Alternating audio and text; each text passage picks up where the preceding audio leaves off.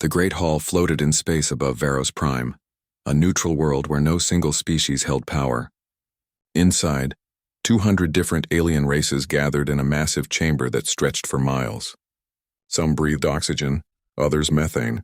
Some had scales, others had fur or skin that glowed with inner light. They all came for one purpose: to decide what to do with Earth. Taeyang stood alone in the center of the chamber. He was human, the only one of his kind in this place.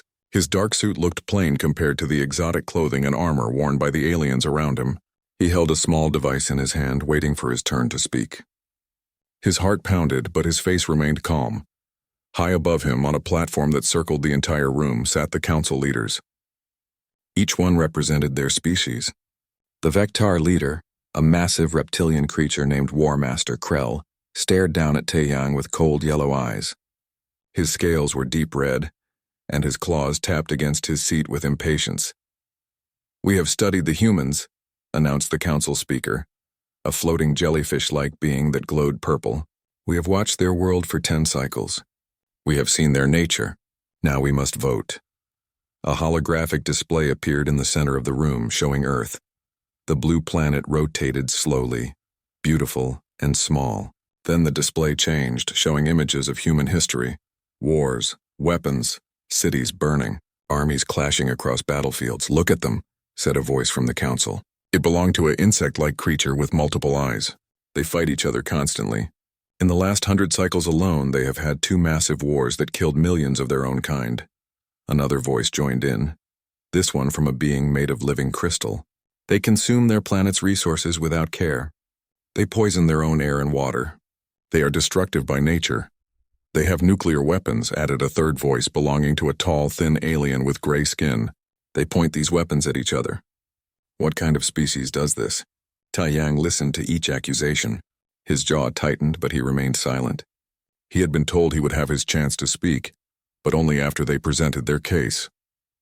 War Master Krell stood up, his massive form casting a shadow across half the chamber. "The Vectar have encountered aggressive species before. We know what happens when such races reach the stars. They spread like disease. They conquer. They destroy. We must act now while they are still primitive and weak." The chamber filled with sounds of agreement. Clicks, hums, roars, and languages Taeyang couldn't understand all mixed together, but the meaning was clear. They feared humanity. "The humans have one representative here," the council speaker announced. "He will speak before we vote."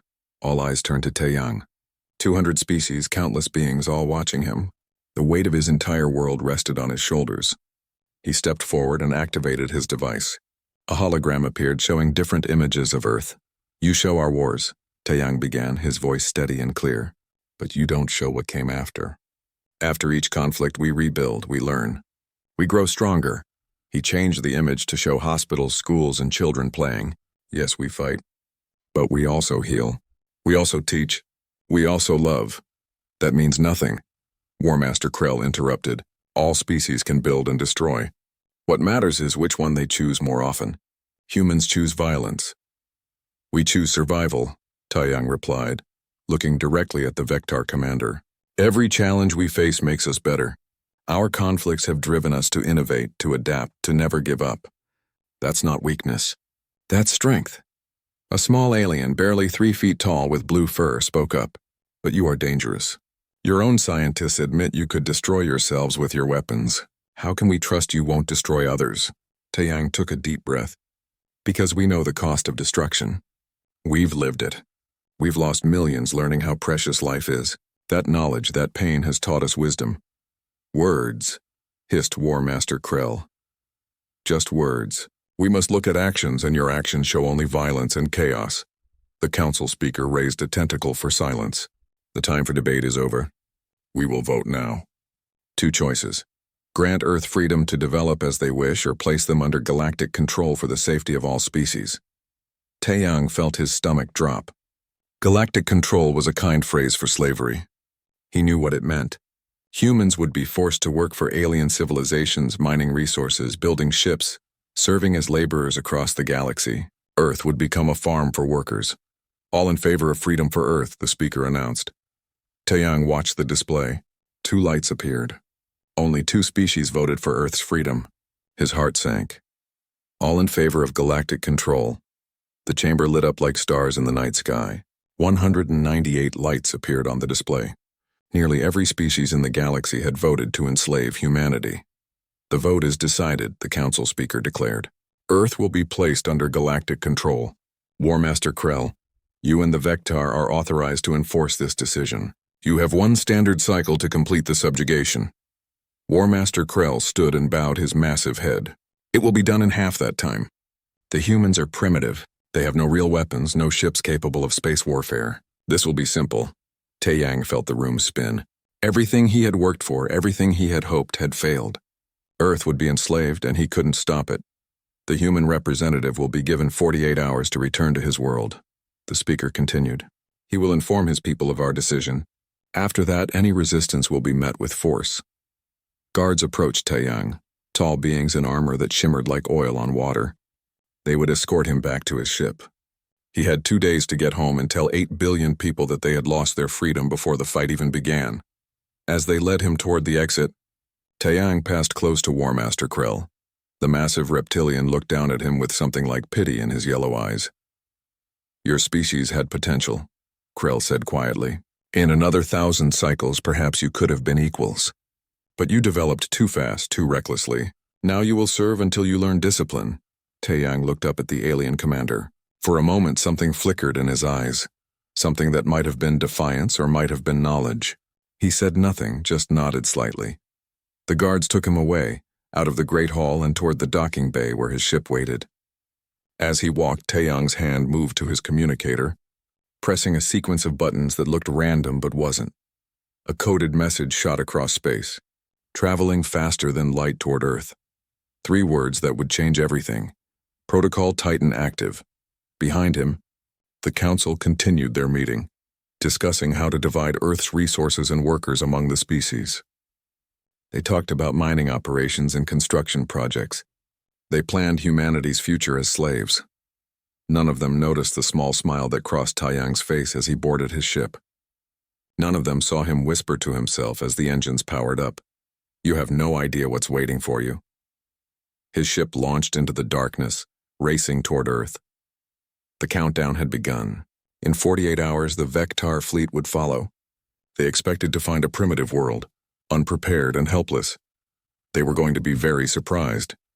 Taeyang's ship raced through the darkness of space, moving faster than anything the council thought humans could build. Inside the cockpit, he finally allowed himself to breathe. His hands shook slightly as he set the autopilot for Earth. The meeting had been harder than he expected, but it went exactly as they had planned. He opened a secure channel on his communicator. A face appeared on the screen, a woman with sharp eyes and tied-back hair. Minji looked tired, like she hadn't slept in days. She probably hadn't. They voted for enslavement, Taeyang said. All of them, just like we predicted. Minji nodded slowly. Good. That means they're confident. Confident enemies make mistakes. She looked at something off-screen. How long do we have? 48 hours until I reach Earth. The Vectar fleet will come right after. War Master Krell thinks it will be easy. Let him think that, Minji replied. A slight smile crossed her face. We've been waiting 15 years for this moment. Everything is ready.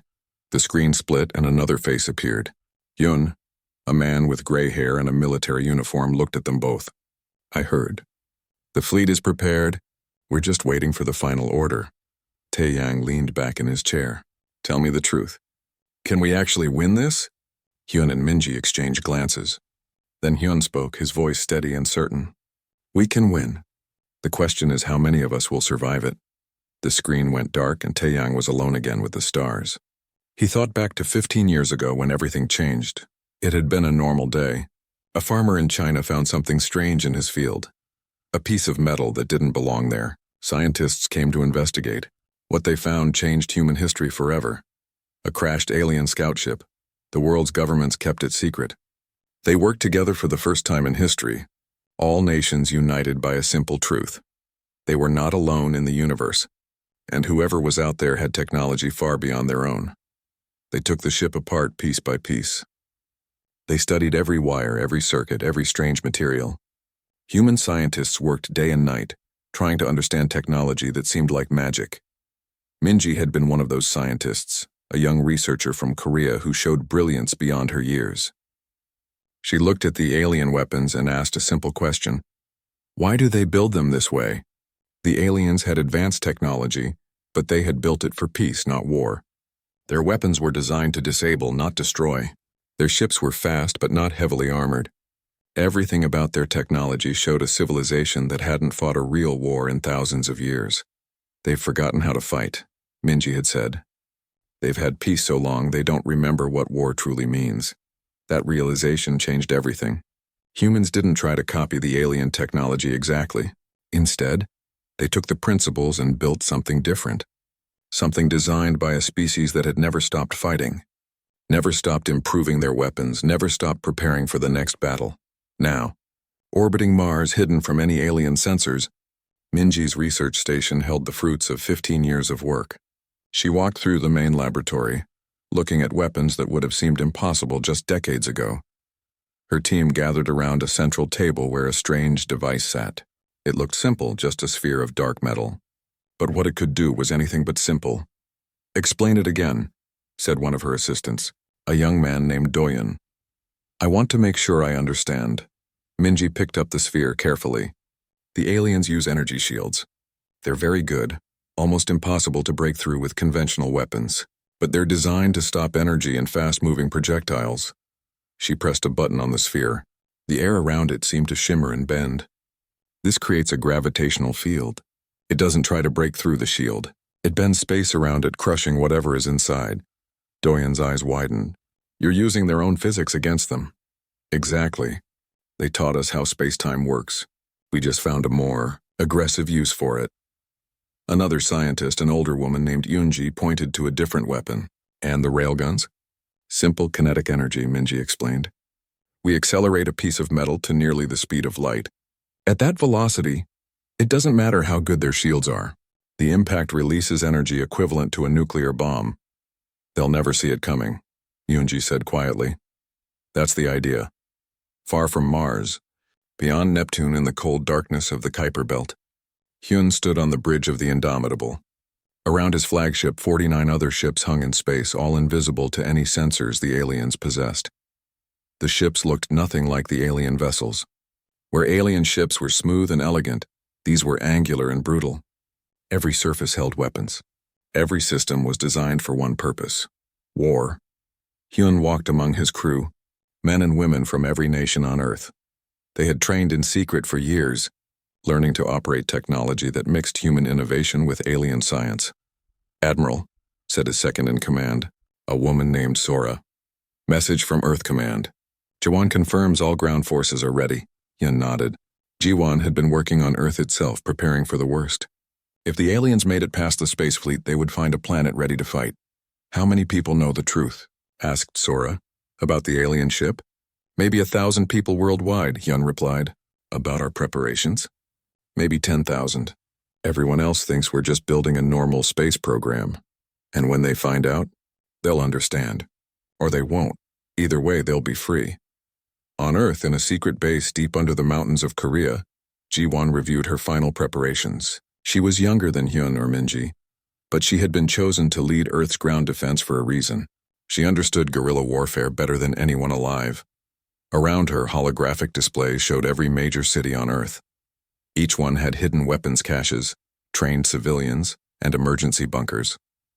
The aliens would expect a few military bases. They would find an entire armed planet. "They voted to enslave us," Jiwon said to her team.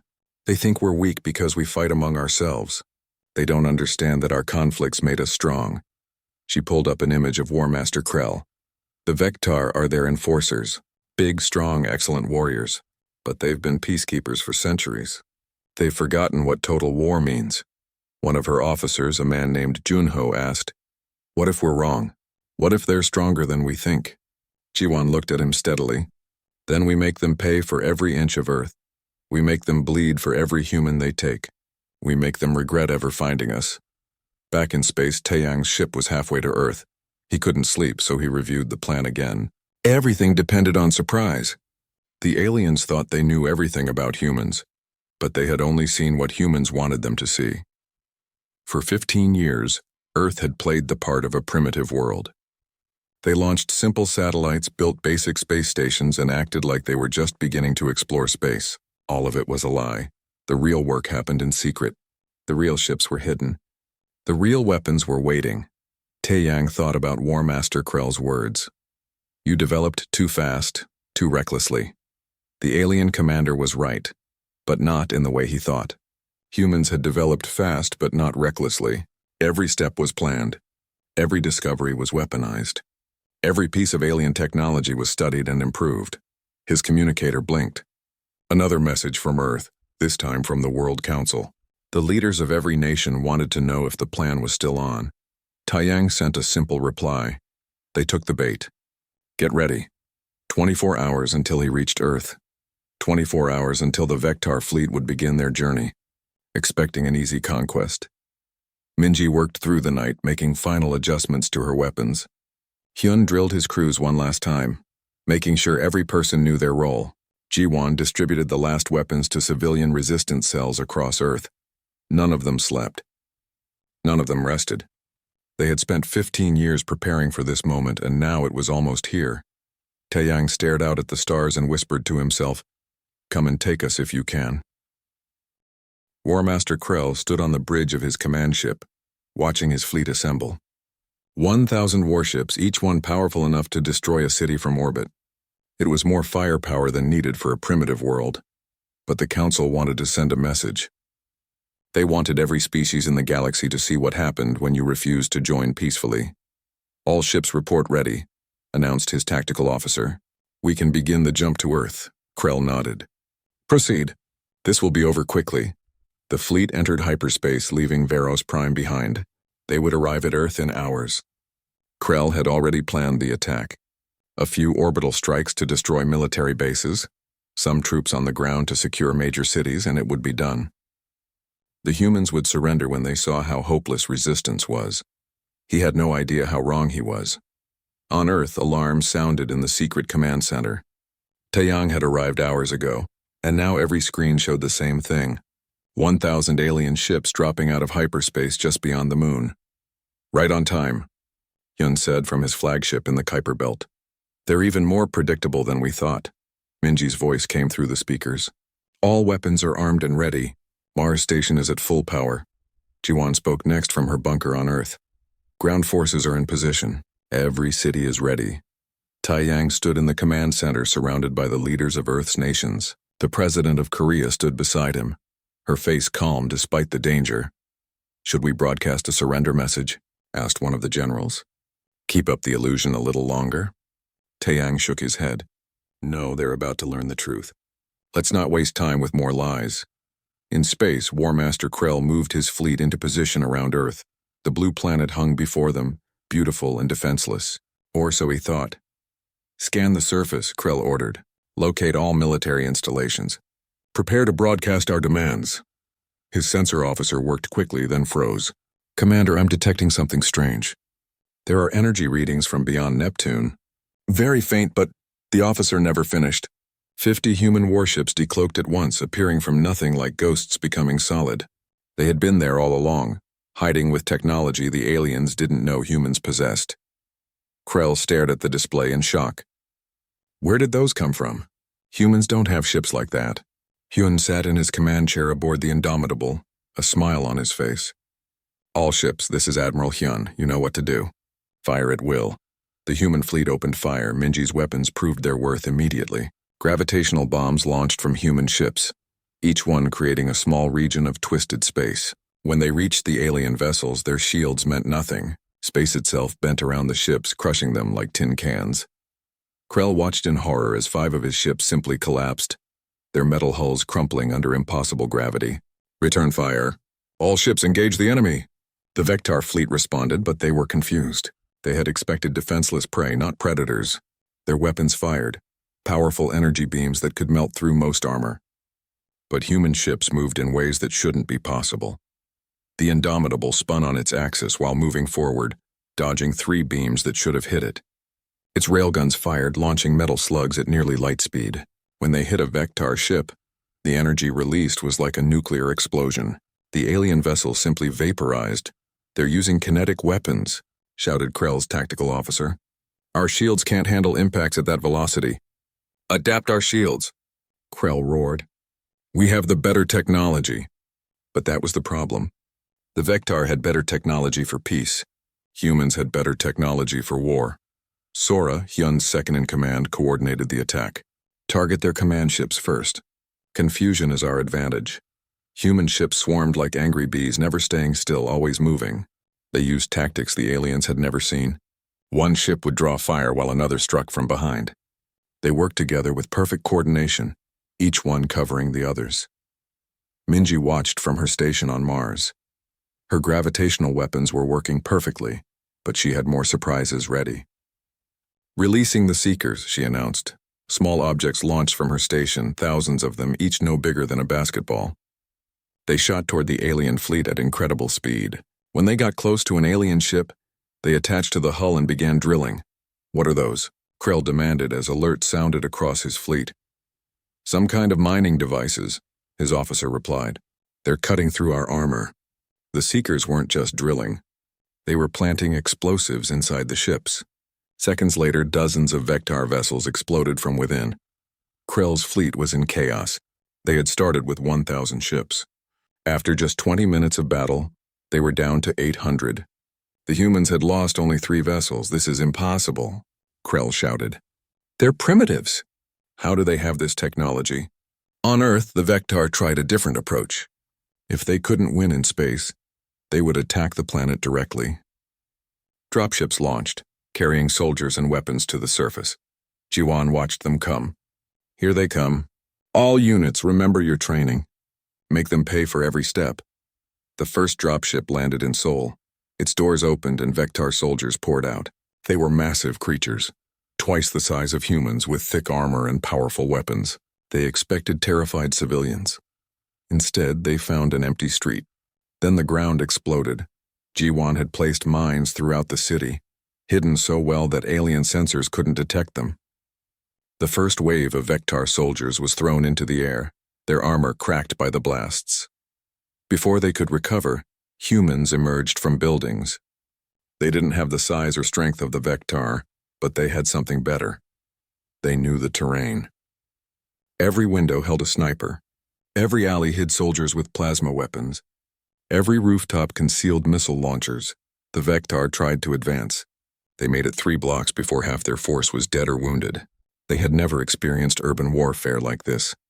Humans had been perfecting it for centuries.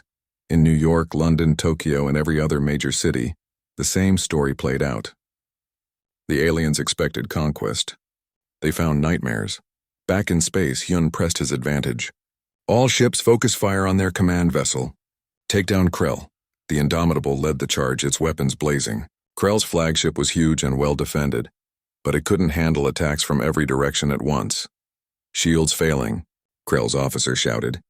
We need to retreat. Krell's pride wouldn't let him. No, we are the Vectar. We do not run from primitives. A railgun shot hit his ship's main engine. The flagship lurched, power failing across multiple decks. Krell grabbed his command chair to keep from falling. All ships retreat, he finally ordered. Fall back to the moon. But the human fleet didn't let them go easily. They pursued, picking off stragglers, destroying ships that couldn't keep up. Taeyang watched from Earth's command center, his face grim. Should we let some escape? Asked the Korean president. Yes, Taeyang replied. We need them to tell the council what happened here. We need them to spread fear. The battle lasted 3 hours. When it ended, fewer than 200 Vectar ships escaped. The rest were destroyed or captured.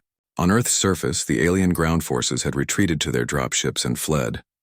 War Master Krell sat in his damaged flagship, staring at the casualty reports. He had lost 800 ships. The humans had lost 17. It was the worst defeat the Vectar had ever suffered. Send a message to the council, he said quietly, his voice filled with shame and fear. Tell them we failed. Tell them the humans were ready. Tell them... He paused, struggling with the words. Tell them to send everything. His communication officer sent the message, but added something else without Krell's knowledge, a recording of the battle. The council needed to see what had happened. On the Indomitable, Hyun surveyed the damage to his fleet. They had won, but it cost them. Many good people had died. His ship was damaged, life support barely functioning in some sections. "We did it," Sora said, disbelief in her voice. "We actually won. We won the first battle," Yun corrected. "They'll send more. Many more." Taeyang addressed the people of Earth, his message broadcast worldwide. "Today we proved something important. We proved that humanity will not be enslaved. We proved that we can fight and we can win. But the war is not over. The galaxy will respond to this defeat. They will come at us with everything they have." He paused, looking into the camera with steel in his eyes. "Let them come. We will be ready." On Mars, Minji began repairs and improvements to her weapons. She had more ideas, deadlier devices. On Earth, Jiwon recruited more fighters, trained more civilians, and prepared for the next invasion. In the Kuiper Belt, Hyun worked to repair his fleet and get ready for the real war. And in space, racing toward the Council, War Master Krell's message carried a truth the galaxy wasn't ready to hear. Humans were not primitives. They were warriors, and they had just declared war on everyone. The Galactic Council watched the battle recording in complete silence. 200 species, thousands of representatives, all staring at the screens as human ships tore through the Vectar fleet. When it ended, the Great Hall erupted in chaos. "Impossible!" screamed the insectoid Chithar representative. "Primitives cannot defeat the Vectar." "They're not primitives," said the crystal being, its voice shaking. "They've been lying to us. They've had this technology all along." War Master Krell appeared on the main display, his image transmitted from his damaged flagship. His proud bearing was gone, replaced by something the Council had never seen from him before. "Fear. They were ready for us," Krell reported. "They have weapons we've never encountered. Technology that shouldn't exist. We lost 800 ships in 3 hours." The Council speaker's glow turned from purple to dark red, a sign of anger. "How could you fail so completely?" "You had 1,000 ships. Numbers mean nothing against an enemy who fights like they do," Krell replied. "They don't fight with honor. They use tricks, traps, weapons designed only to kill. They are unlike any species we've faced." A tall, elegant being from the Arathi species stood up. "Then we must respond with overwhelming force. We cannot allow this insult to stand." Across the chamber, species began volunteering their fleets. The proud warrior races who had retired from conflict centuries ago now called for their mothballed armadas to be activated. Even peaceful species offered ships, terrified of what humanity might do if left unchecked. "We will gather 10,000 ships," announced Supreme Commander Vral of the Chithar. He was ancient by any standard, having served as a military leader for 300 years before peace made his skills unnecessary. "I will lead them myself. This time there will be no mistakes." The Council voted unanimously.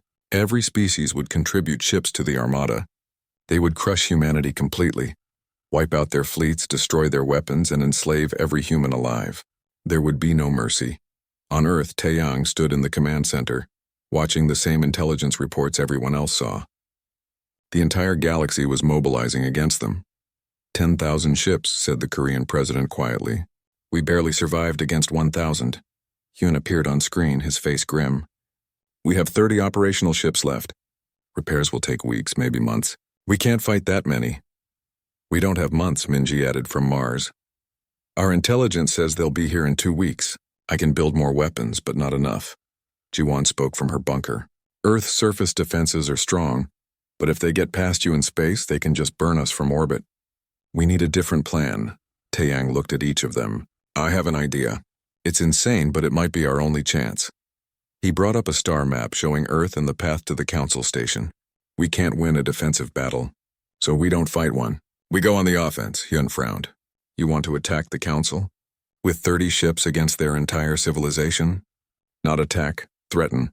We take the fight to their capital while their fleet is gathering. We show them that nowhere is safe, that we can strike anywhere. We make them so afraid that they call off the invasion." "That's suicide," the Korean president said. "Maybe," Taeyang agreed, "but it's better than waiting here to die. And there's something else." He pulled up files on the Vectar interrogation. Jiwon found something interesting when questioning the prisoners. Jiwon's face appeared on another screen. The Vectar weren't always peacekeepers. 3,000 years ago they were like us, aggressive, warlike, constantly fighting. The Council broke them, enslaved them, and eventually turned them into enforcers. This isn't about preventing war. It's about control. The Council is terrified of species like us, Taeyang continued. Species that refuse to be controlled. That's why they voted to enslave us so quickly. They knew what we could become. Minji understood first. So we become exactly what they fear. We show them that controlling humanity is impossible. Exactly, Taeyang said. We launch a strike at the Council station. We don't destroy it, just prove we can. We make them understand that even if they wipe out Earth, humans will hunt them forever. We make peace more attractive than war. Hyun was quiet for a long moment. How many ships do you need? 20. The other 10 stay to defend Earth. 20 ships against the heart of galactic civilization, Hyun said slowly. And you want me to lead it? No, Taeyang replied. I'm leading it. You're needed here to defend Earth if it fails. But I need your best pilots and your most loyal crew. The Korean president stepped forward. The other nations will need to approve this. It's incredibly risky. We don't have time for debates, Taeyang said firmly. Every hour we wait, they get stronger. I'm going whether I'm approved or not. Over the next 3 days, Taeyang assembled his strike force. 20 ships, each crewed by volunteers who knew they might not return. Minji loaded them with her deadliest weapons, including something new she called singularity bombs. I'm not sure these will work, Minji admitted as they loaded the last bomb. The theory is sound, but I've never tested them. What do they do? Taeyang asked. They create a controlled black hole, small but powerful enough to start consuming anything nearby. I can make it reversible so we can turn it off if needed. But if something goes wrong, the Council station gets sucked into a black hole. Yes. Taeyang nodded. Load them anyway. Jiwon pulled Taeyang aside before he left. You know this is crazy, right? Even if you succeed, the fleet will still come. I know, Taeyang replied, but maybe we can buy time. Maybe some species will refuse to participate if they see what we're capable of. Maybe enough of them will get scared. And if they don't, Taeyang's expression hardened.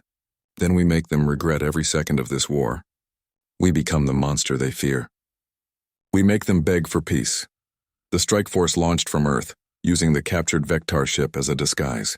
They flew in formation with it, hidden from sensors by its legitimate identity codes. It was a gamble, but it was the only way to get close. Supreme Commander Vral watched his fleet assemble from his command ship. 10,000 vessels from 200 species, the largest military force in galactic history. They would jump to Earth in 1 week, giving them time to coordinate their attack. Commander, said his tactical officer, we're receiving reports of a Vectar ship approaching the Council station. It's one of Krell's vessels damaged in the battle. Let it through, Vral ordered. They deserve to report their failure in person. He had no idea it was filled with humans. On Earth, the remaining defenders prepared for the worst. Hyun trained new pilots. Minji built weapons around the clock. Jiwon turned entire continents into fortresses. If Taeyang fails, the Korean president asked Hyun, how long can we hold? Hyun looked at the tactical displays. Against 10,000 ships? Maybe a day, maybe less. Then we better hope he succeeds.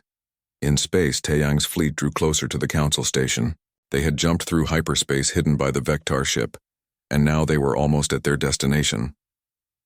This is it, Taeyang announced to his crew. Once we drop the disguise, we have maybe 10 minutes before every defense system in the galaxy targets us. We need to make those minutes count. His weapons officer, a young woman named Hana, checked her systems. Singularity bombs are armed and ready. Conventional weapons at full power. Communication systems ready, reported another crew member, a man named Kangman. We can broadcast to the entire council when you're ready. Taeyang took a deep breath. They had come so far. 15 years of preparation, countless sacrifices, all leading to this moment. He thought about the 8 billion people on Earth depending on him to save them. Drop the disguise, he ordered. Let them see us. The human ships broke away from the Vectar vessel and activated their weapons. Every alarm on the council station went off at once. Inside the Great Hall, the council was in session, still debating how to divide Earth's resources after the conquest. Suddenly alerts blared. Security forces rushed in. What's happening? Demanded the council speaker. Human ships, shouted a guard. 20 of them right outside the station. They're powering weapons. The council members panicked. This was their capital, the heart of galactic civilization. It was supposed to be untouchable. Taeyang's face appeared on every screen in the station. His voice, calm and cold, echoed through the halls. You voted to enslave us. You sent your fleets to break us. Now we offer you one chance. Call back your armada or watch your capital burn. Supreme Commander Voral's voice came through, full of rage. 20 ships cannot threaten us. Surrender now and perhaps some of your species will survive. Minji's voice came through Taeyang's communicator, speaking the words they had planned. We're not threatening. We're demonstrating. The singularity bombs launched. The singularity bombs activated around the council station. Space itself began to tear. Small points of absolute darkness appeared, each one growing slowly, pulling everything toward it. The station's shields flickered and strained against the gravitational pull. Inside the great hall, the council members felt the pull. Objects began sliding across the floor toward the windows. Lighter beings had to grab onto their seats to avoid being dragged toward the void. They're creating black holes, screamed the crystal being. They're going to destroy us all. Supreme Commander Voral watched from his fleet, horror replacing his earlier confidence. The human weapons weren't just powerful, they were apocalyptic. Stop them! All ships fire on the human vessels. Defense platforms around the station opened fire. Energy beams and missiles launched toward Taeyang's fleet. But the human ships were ready. They moved like dancers, weaving through the attacks with impossible precision. Hana, at the weapons station, kept her hands steady on the controls. Singularities are stable. The station is holding, but just barely. We can maintain this for about 5 minutes before the reaction becomes irreversible. Taeyang opened a channel to the council again. You're feeling it now. The pull of gravity that can't be stopped. In 5 minutes, this becomes permanent. Your station, your leaders, everything you've built will be consumed. But it doesn't have to end this way. The council speaker's voice came through, shaking with fear. What do you want? Call back your armada. Declare Earth a sovereign world. Leave us alone and we'll deactivate the bombs. You're bluffing, shouted Supreme Commander Voral. Even if you can create singularities, you can't control them. You'll die with us. Minji's voice came through the transmission directed at Voral. We've studied your physics for 15 years. We know exactly how to control them. The question is, do you want to gamble your entire civilization on the hope that we're lying? On Earth, Jiwan watched the transmission with the rest of the world. Every human alive held their breath, waiting to see if Taeyang's insane plan would work. He's doing it, Yun said quietly from his ship. He's actually making them afraid. But Supreme Commander Voral wasn't ready to surrender. This is a trick. They're primitives playing with forces they don't understand. All ships continue the attack. More weapons fire struck Taeyang's fleet. One ship, the vessel commanded by a pilot named Sunho, took a direct hit. Its shields failed and the hull breached. Sunho managed to evacuate his crew to other ships before his vessel exploded. We're down to 19 ships, Hana reported. Shields are holding, but we can't take much more of this. Taeyang made a decision. Kangmin, broadcast what I'm about to say to every species' homeworld. Not just the council, everyone. Kangmin's fingers flew across his console. Channel open. You're speaking to billions of beings across the galaxy. Taeyang looked into the camera, his face hard as stone. I am Taeyang, representative of humanity. Your council voted to enslave my people. They sent their fleets to destroy us. We defeated them. Now they've gathered an armada of 10,000 ships to finish the job. So I want every species in this galaxy to understand something. He paused, letting his words sink in across light years. If you come to Earth, if you attack our world, we will not just defend ourselves. We will hunt every species that participated. We will use the weapons you see here, and worse. We will create singularities around your home worlds. We will make your civilizations disappear into darkness, and we will never, ever stop. The galaxy listened in shocked silence. Species that had lived in peace for millennia heard a threat unlike any they'd faced before. But, Taeyang continued, his voice softening slightly, we don't want war. We never wanted war. We just want to be free. So I'm offering you a choice. Pull back your fleets, recognize our sovereignty, and we'll turn off these weapons. The council station will be saved. Peace will continue, or refuse, and learn what it means to face a species that has never stopped fighting. Never stopped improving? Never stopped preparing for the next battle. The council speaker's glow had turned from red to dim white, a sign of complete fear. You would really destroy us all? Even knowing you'd die too? In a heartbeat, Taeyang replied. Humans have a saying, if we're going down, we're taking you with us. We mean it. In the great hall, the council members looked at each other. Some were angry, some were terrified, but all of them understood one truth. Humanity was willing to do what they were not. Humans would sacrifice everything to remain free. A small voice spoke up, belonging to the blue-furred being who had questioned Taeyang before. I vote to call back the fleet. I vote for Earth's sovereignty. Another voice joined in, then another. The crystal being, the floating jellyfish, even the proud Arathi who had called for war. One by one, species changed their votes. Supreme Commander Viral watched in disbelief as his armada was ordered to stand down. No, we can still win. Don't let fear control you. But Viral was alone in his anger. Even his own species, the Chithar, voted for peace. They had seen what human weapons could do. They didn't want to find out what else humans had hidden. The council speaker addressed Taeyang directly. We will call back the fleet. We will recognize Earth as sovereign, but we need your promise that you will deactivate those weapons. Taeyang looked at Hana. She nodded, her hands ready on the controls. Give me your formal declaration first, and it needs to include reparations for the damage your first fleet caused. Earth lost 17 million people. That's a debt you'll pay. The council rushed to agree. Documents were transmitted, votes were recorded, and declarations were signed. Earth was officially recognized as a sovereign world, with a permanent seat on the council. Reparations would be paid in technology, resources, and knowledge. Only when everything was finalized did Taeyang give the order. Hana, shut them down. Hana pressed the controls. The singularities began to collapse, gravity returning to normal. The council station stopped shaking. The danger had passed, but the message was delivered. Every species in the galaxy now knew that humanity was not to be threatened. Supreme Commander Viral's voice came through one last time, filled with bitterness. You've won today, but you've also made enemies. Species will remember this humiliation. Good, Taeyang replied. Let them remember. Let them remember what happens when they try to enslave us. Let them remember that humans don't forgive, and we never forget. The human fleet began its journey back to Earth. They had lost one ship, but they had won freedom for their entire species. On Earth, celebrations erupted in every city. People who had prepared for death now danced in the streets. Jiwon emerged from her bunker, tears of relief streaming down her face. Hyun allowed himself a small smile, the first in weeks. Minji sat in her lab on Mars looking at the weapons she'd built. They had worked perfectly, but she knew this was just the beginning. Earth would need to stay strong, stay prepared. The galaxy had been forced to accept them, but true respect would take time. 5 years passed. The Galactic Armada had disbanded. The 10,000 ships returned to their homeworlds.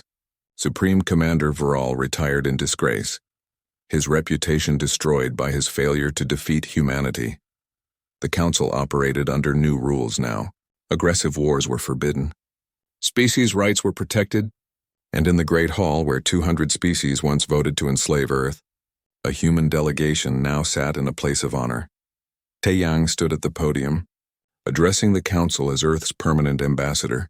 His hair had more gray now, and his face showed the weight of years, but his voice was still strong. 5 years ago, you voted to enslave my species. You thought we were weak because we fought among ourselves. You thought you could control us because we were primitive. You learned that you were wrong.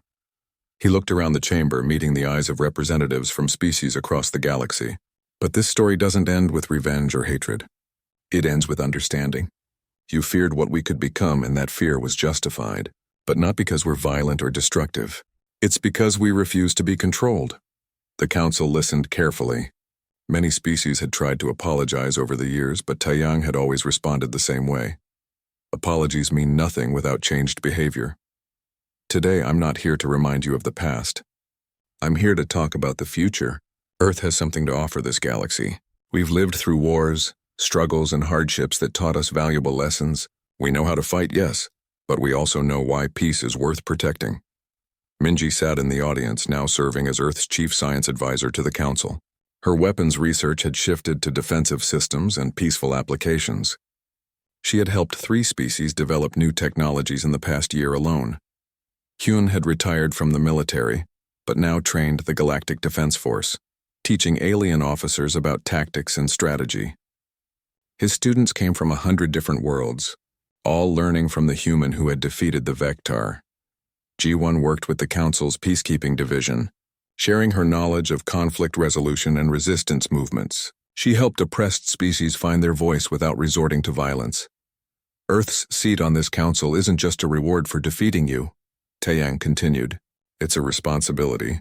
We're here to make sure no species ever again faces what we faced. We're here to protect the weak, check the PO,